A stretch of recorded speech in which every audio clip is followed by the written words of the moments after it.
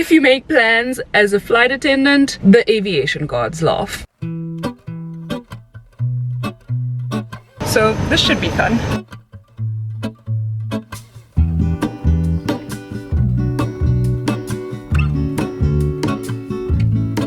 Here's what's going on. I have 3 pieces of bad news. Good morning, you guys. Welcome to a new vlog. If you saw my last one, then you know that yesterday I was supposed to start a 3-day trip, but the roster just completely changed yesterday because, you know, things always happen in aviation. Just as the saying goes that if you make plans, God laughs. If you make plans as a flight attendant, the aviation gods laugh. And yesterday, they definitely did. But you know what? I did too. It wasn't that bad of a day. It's fine. The weather is starting to get crazy for us in the spring. In these last few months of the year, we have a lot of thunderstorms in South Africa, and for some reason they just really like to concentrate around OR Tambo International Airport. And whenever you're approaching into this airport, the thunderstorms are crazy, the turbulence is crazy. So we had a little bit of that last night. It was just fully raining when we landed on our last flight, but I'm glad that the rain is here finally. Sorry about the changing light. The sun is rising. It is a beautiful sight to see, but yeah, it's also making me look all kinds of two-tone. So got in late last night because I had to get a Bolt and then still drive like 45 minutes home. Got home, washed my face, passed out immediately. Woke up at 4 a.m. this morning to leave at like 5:15, and I just got to the airport. It is 6 a.m. Our sign-on is at 6:30, and today we are flying 3 legs, right? But right now we're rostered to fly Joburg to Victoria Falls, from Victoria Falls back to Joburg, and then from Joburg onto Harare, which is where we will end our day today. And apparently our first flight, we take off at 8 a.m. and it's supposed to be just a positioning flight, so we might fly empty to Victoria Falls. That'll be nice. I wonder if we'll actually end up flying empty, because the last time we were supposed to fly empty, we literally were at the sign-on office and they said, okay, you guys have no passengers, and then it took us like 10 minutes to get through security and immigration and get to the plane. And by the time we got to the plane, catering was like, oh, here's your hot water, how much do you need? And I was like, oh, just enough for me and the pilots, we're going empty. And he was like, no, but what about your 16 passengers? And I was like, what 16 passengers, sir? We're flying empty right now. And he was like, no, you're taking 16 passengers. According to paperwork, you guys are taking 16 passengers. And I was like, where on earth did these passengers come from? So my first officer likes to say, like, they just like literally 3D printed some people that just ended up being on our flight, which is hilarious because honestly, like, where did they come from? How did they get on our flight so quickly? Like, it just astounds me. But anyway, never mind that. Today we're meant to fly empty to Victoria Falls, and then the last 2 flights I think are 33 passengers and then 37, but we'll see. Obviously this kind of stuff changes all the time. I just wanted to start this vlog off. Welcome, good morning. Seriously, this sun is making me look crazy. How do I That's even worse. Okay, well, sorry guys, you're just gonna have to deal with me looking like this. But yeah, welcome. If you're new, if it's your first time here, hi, my name is Andy. I'm a South African flight attendant in the charter industry, although the last few weeks I have felt like I'm back in the airline industry again, because we're currently doing a charter for a specific African airline, and honestly they're a really cool airline. I really like flying for them. I love everybody that I meet, and especially all the people that are based in Zimbabwe are really nice. Oh, let me not forget my banana.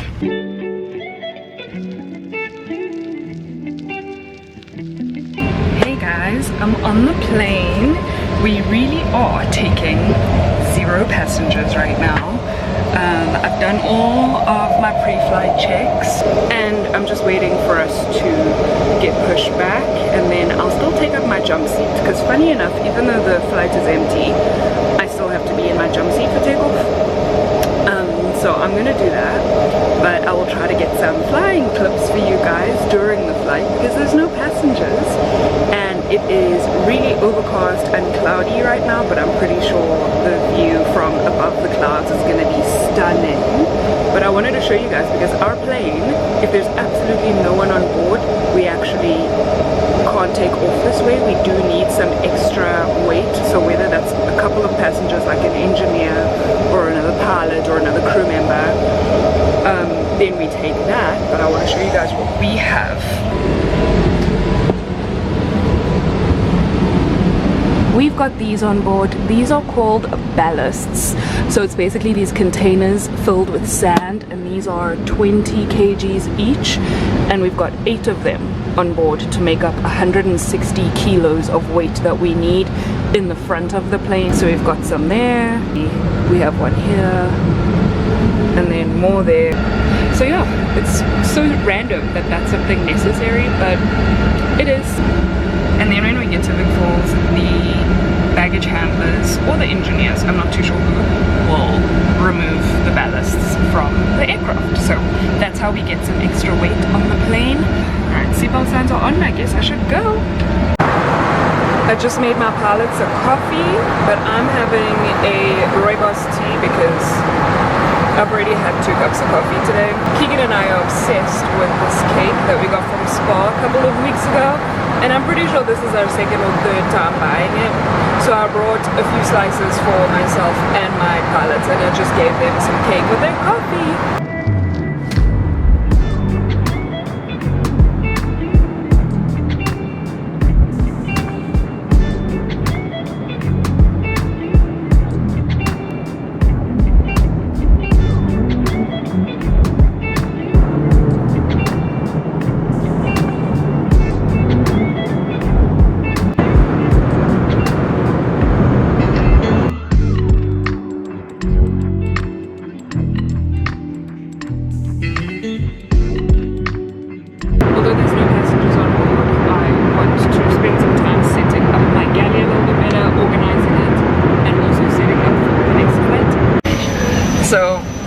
It's my last flight with the, well, not my last flight, but this trip is my last trip with these 2 pilots, and we're being all sappy about it because we've honestly just been a dream team and it's been a lot of fun flying with them.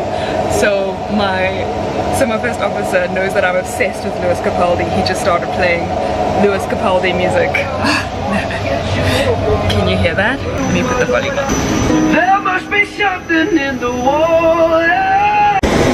We just landed in Joburg, and guys, am I the only one who has literally never heard of Belgium Airlines? That's the plane, they just landed recently. I'm gonna need to like Google them and see what the uniforms look like. Our second flight was pretty easy. We had 31 passengers on board. We actually left half an hour early, which is amazing, I guess because we flew there empty. We didn't have to disembark any passengers. We didn't have to wait for bags to be unloaded. We just took the new passengers' bags, boarded the next passengers, and got going. So I just realized that the only thing I packed as a t-shirt was this Springboks jersey, which I literally just got like 2 days ago from Yulene. I didn't own one previously, but here I am being a super supporter. The third flight was also really easy. We had 33 passengers on board. We left on time, landed I think 15 minutes early. All of us are still in good spirits. We're all a bit tired. Like, I feel tired, but not necessarily like physically tired. I think there's more like an emotional, mental situation. But overall, the day was really good. I actually think, here's what's going on. I have 3 pieces of bad news. The first 2 are not that serious, but I feel like it's relevant to my mood probably for the rest of today and tomorrow. But the third one is genuinely a bit sad. First things first, I got my period. So it's already starting to feel like blech. And I know I'm going to be struggling for all of tomorrow with that. Secondly, today I realized on my way to work that I forgot to wear sunscreen, which I know it's a travesty. And my sunscreen is the lotion type, it's not like a spray type, so I couldn't even put it like on top of my makeup, which I don't think that that's even a thing. But anyway, yeah, I really took a gamble with my skin today. It is what it is. The last thing is actually real sad news, and that is that my captain sent me a picture of what our aircraft currently looks like, the aircraft that was in Sudan. If you have been following me since I started doing the Sudan contract, we flew on that airplane only. It is an ATR 42-500, I think, and she's a 44-seater as far as I remember. She's just a beautiful bird, and I really enjoyed flying her. I really enjoyed being in Sudan and doing that contract, meeting the people I met, working with the people I worked with, and our passengers and everything. Like, they were very uneventful flights because it was just humanitarian flights. There was no service or anything like that to keep me very busy, but I liked that contract. I really enjoyed myself. It's the reason I came back to flying charter. But in April, the RSF, which is a paramilitary group, York George, and the government army started fighting. So it put a lot of civilians' lives in danger. A lot of people actually died. So we had to be evacuated out of that country by convoy, by boat, by plane, literally, yeah, all three modes of transport. And actually, in our last newsletter, our last quarterly newsletter, my work, who was it, my operations manager or contract manager, asked me to actually write about our experience in Sudan and just that whole couple of weeks and how that was for us, as in like the people that were on the ground, the group of us 8 crew who were there and stuck there and who were getting evacuated there and everything like that. And I did write it, and it actually came out and I read it, and it was a good way for everybody, because in general everybody in the company is aware of other contracts within the company and like other bases, other aircraft and things like that, but this was, I guess, a good way for them to hear it from like someone that was actually on the ground, and for everybody to just, you know, get the same piece of information. So I'm happy that they asked me to do that, and I'm happy that people liked it and received it well, but I really could not get through writing it without crying. We already kind of knew that our plane was destroyed during that fighting, because especially on the first day, there was already a lot of fighting concentrated within the airport, a lot of damage to the runway, a lot of damage to other aircraft. About like 6-7 days in, we were like, okay, no, we think our plane is destroyed as well at this point. I don't know how I can say I feel about it. It's very heartbreaking. It's like one of those things that it's like an actual closing of that chapter. It's like an actual like goodbye to that airplane, and it's like that confirmation, that very bitter, sad confirmation that that plane was destroyed. And it's also just another reminder of what's going on in Sudan, and the fact that they're still fighting and people are still in danger. Other people still don't have access to water and electricity and internet and things like that because of the fighting, and the country is just, its people are suffering. Yeah, that just definitely bummed me out. The last time, like, I operated the last flight that was on our roster before the fighting started, and I remember like seeing the airport entrance the way I'm used to seeing it, so nice and big and lovely and exciting to go in, versus what it looks like now. Just like off of, I think I'll try to find some like pictures on Google or something of what it looks like right now, or at least the last picture that I saw of the state of the airport right now, and it's just horrible, really horrible. So I'm a little bit down about that, and yeah, it just breaks my heart. But I am going to go and make some butter chicken for dinner for tonight for my first officer and my captain, since all 3 of us are only here for the night, and then we go back to Joburg tomorrow, unless something changes, of course. But as of now, we're going back to Joburg tomorrow, so I'm gonna go and get started on dinner. And I also need to finish a quiz for school, because it is available as of today, well, as of last night, but I got in so late and I started so early this morning that there's no way I was gonna do any assignment work last night, so I'm gonna try to get stuck into it today.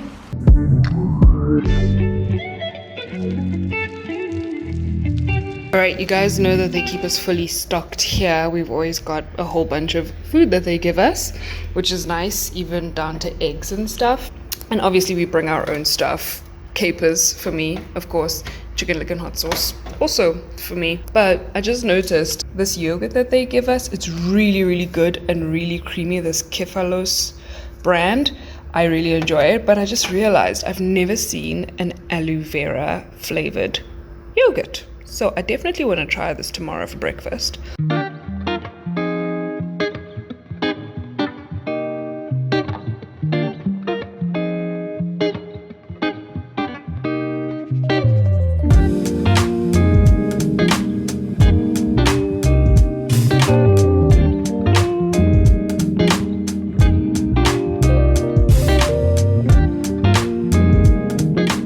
Good morning, you guys. It's Friday now, 20 minutes past 8, and our pickup is at 9 a.m. this morning. I'm just getting ready. I was busy packing all morning because today is my last day here. We are operating 3 flights today. Well, technically I'm operating 2. We're going from here to Victoria Falls, which is a nice quick flight, and then from Victoria Falls to Johannesburg. Then when we get to Johannesburg, I'm gonna get off the plane and the other cabin crew member is gonna get on, and she's gonna continue, and they're gonna all fly back here with the same flight deck crew, and then she's gonna do her month here, because technically my month on this tour is over. Even though I've been having a lot of Joburg layovers, I've technically been on a month-long or 3-week-long tour, and now it's time for the other cabin crew member to come in and do her month on tour as well. I am really gonna miss my flight deck though. Like, my pilots are so great. They have been so lovely. I didn't grow up very close to my brothers that I'm actually blood related to, because they're just so much older than me. They're like at least 10 years older than me. I am the youngest, and I have a brother who's like, how old is he now? Like 40? And then I have a couple of half brothers as well, but like I say, everyone is much older than me, and we're kind of like spread out all over the place. I love when I really get on so well with my pilots, because then I feel like, you know, I'm just hanging out with my brothers all day. It's really nice to get along so well with your flight deck crew, especially like because with our situation we have to like live with each other, and it's nice because like they've just made the last like month or so just feel like a few days. Honestly, they've just made the time fly by, and I really appreciate that. So yeah, we stayed up a little bit last night, kind of like our last hurrah. I made dinner for all of us, and we were literally just hanging out, listening to music, like literally playing like early 2000s music. It was so fun, and we were all just like singing and hanging out. It was hilarious. But yeah, I was working on my assignment last night, and I'm so annoyed because the UNISA site decided to just give me one of those like 502 bad gateway errors, and I was working on this quiz for so long, for like an hour and a half or something. It's a 50 question quiz, and the site decided to fail when I was on question number 40, and I'm so irritated because a couple nights ago the same thing happened. I waited until 8 p.m. for the quiz to be like uploaded onto the site, because we have a week to submit it and complete it and stuff, and so I waited until 8 p.m. for them to load it onto the site, and I started it, and I was like maybe on like question number 9, 15 minutes in, and the website decided to crash, and they like removed the assignment from the website and everything. I thought that maybe there was like an error or something with one of the questions. Super annoyed with that. And then yesterday I decided to try it again, and I had gotten so far in the assignment, and then it decided to fail again, and that's annoying me because it's 2 evenings of my time that I've put towards trying to submit this and trying to do this on time, because I have so much going on. I'm trying to stay ahead of everything and not waiting until the last day that something is due before I submit it. I literally am trying to do it the day it's first posted, and then it goes and does this. Like, it's really irritating because I have other things to do. Like, I don't have time. Now I'm gonna need to put a 3rd day's worth of time into this, and Lord help them if the website fails again. I don't have time to be like back and forth busy, always trying to do one assignment and just like struggling with this one assignment. On the plane, checks are done, catering is done. I've just called for boarding, so waiting for my passengers to come, but yeah, I'm ready to go. Let's go. We're taking 9 passengers to Vic Falls. It feels like it's been forever since I had such a light load of passengers, so this should be fun.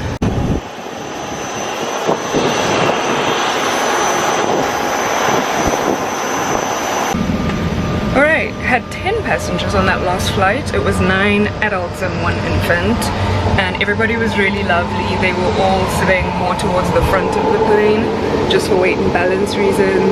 And actually I met some YouTubers as well. I saw from their giant vlogging camera that they were YouTubers, and I chatted to them a little bit. We just called for boarding, so I'm pretty sure the passengers should be on their way right now. We've been waiting a while. We had an hour on the ground, but it's taken a while for them to start coming. yeah, I think that's them on their way. So I'll see you guys when I'm back in Joburg. I'm sorry I'm so backlit, guys. I just made it back to my car. The flights were a lot of fun. I know I didn't get to talk to you guys very much when we were on the ground in Vic Falls, but on that first flight there were these two gentlemen who got on, and they were like younger guys, like probably around my age, if not a couple years younger. They boarded my flight, and I saw the second one was holding like this really badass looking vlogging camera, and I was like, dude, that's a nice setup. And then during the flight I asked him like, hey, what are you filming and everything? And he's like, no, we've got a YouTube channel, it's called Austin and Tate. And I was like, oh, I'll definitely check it out. I spoke to them about my channel and everything like that, and they're like, no, we'll check you out too, this is so cool. They're Americans and they live in Livingston now, and it was just so fun to like chat about that, you know. I only had the 10 passengers, so I had some time to chat to people. Yeah, we had about an hour on the ground in Vic Falls, but it took a while for our passengers to start boarding. We actually wanted to get out of there early, but I think a lot of our passengers got stuck in security or something. Apparently there was some kind of confusion or just, you know, issue with security, so we ended up starting boarding exactly on time, and I think we left on time, but it would have been nice to have been a bit earlier. But that group of passengers was actually the same group of passengers from the last vlog. It was like maybe 36 passengers, and they were all part of this like tour group from the US. I had brought them to Vic Falls the other day, I think, and then today we were coming back to Joburg, and so they were telling me all about their trip. At the overwing, I actually had a flight attendant on board, and she's from the US. Her and her mom were sitting there. I think a couple days ago she must have been sitting in a different section of the plane, but today she was sitting at the overwing with her mom. And when I was briefing them, her mom mentioned something about the lady being a flight attendant, and so I asked her like, oh, who do you fly for? And she said JetBlue, and I was like, dude, I love your guys' uniform, like it looks so comfortable. She's like, it is, it literally feels like we're wearing pajamas all day. And I was like, yeah, it looks like that. I wish that my uniform felt like I'm wearing pajamas. Like, are you kidding me? I would live in the thing. She was very impressed by my overwing briefing, because with our briefings we literally like ask you if you're willing to assist if we have to evacuate, and then we explain the operation of the exit, how do you open it and all that stuff, how do you get out, which way, and then like, you know, assist the other passengers and all that stuff. And she was like, oh my gosh, yours is so much more in depth than mine, and it's so cool, because mine is just so short and quick and everything. And then she told me her overwing briefing, and it's literally like, oh hi, you're willing, please read the safety features card and get out. But it's really interesting how different airlines around the world handle that kind of thing. We still at the end of the day give the same information, it's just that like some people are more thorough, they go more in depth than others. But yeah, very interesting. What else happened? I definitely need to go check out Austin and Tate's YouTube channel. And I just got in my car, I was on the phone with one of my friends for like half an hour while I was walking over, and then I'm gonna drive home, try to work on that assignment again tonight, try to enjoy my weekend as well. Let's see if my car starts firstly. Yes, let's go home. You give me a sign, give me a sign. Oh, give me a sign, baby, give me a sign.